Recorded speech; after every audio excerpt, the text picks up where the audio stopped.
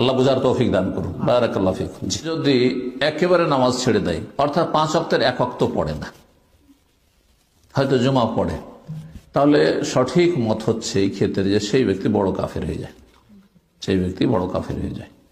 এই মতটি সাহাবা ইকরামদের ইজমার মত। এই মতটি সালাফের যুগে, সাহাবাদের যুগে এতে কোনো ইখতিলাফ ছিল না। পরবর্তীকালে ইখতিলাফ হয়েছে, কেউ বলছে বড় কাফের, কেউ বলছে ছোট কাফের।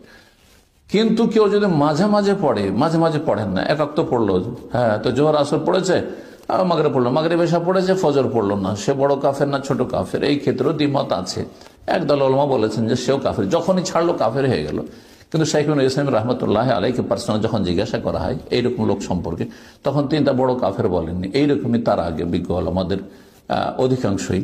তো এইরকম লোককে আমরা কাফের বলবো না, কিন্তু উদ্দেশ্য আমাদের কাফের বলা নাই, তাকে সতর্ক সাবধান করা। একজন মুসলিমের সন্তান আপনি, আপনি মুসলিম, যদি কাফের শব্দটি আপনার ওপর ফিট হয়, এটা আপনি কি করে মেনে নিচ্ছেন? কি করে মেনে নিচ্ছেন?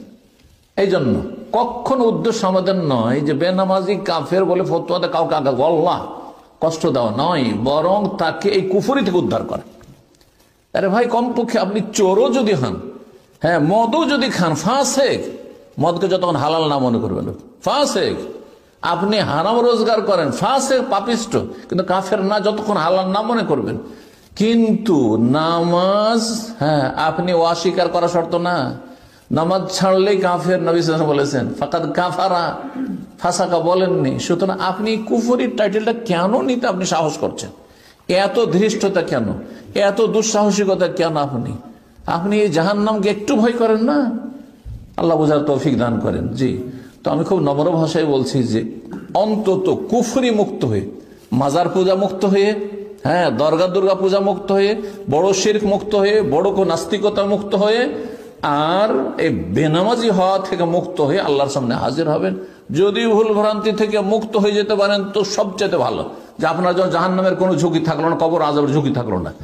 আর যদি আপনি বিভিন্ন হারাম কাজ করে, হারাম খেয়ে, হারাম রোজগার করে মারা যান, জাহান্নামের ঝুঁকি থাকলো, কিন্তু স্থায়ী জাহান্নামে হবেন না আপনি, স্থায়ী জাহান্নামে হবেন না আপনি।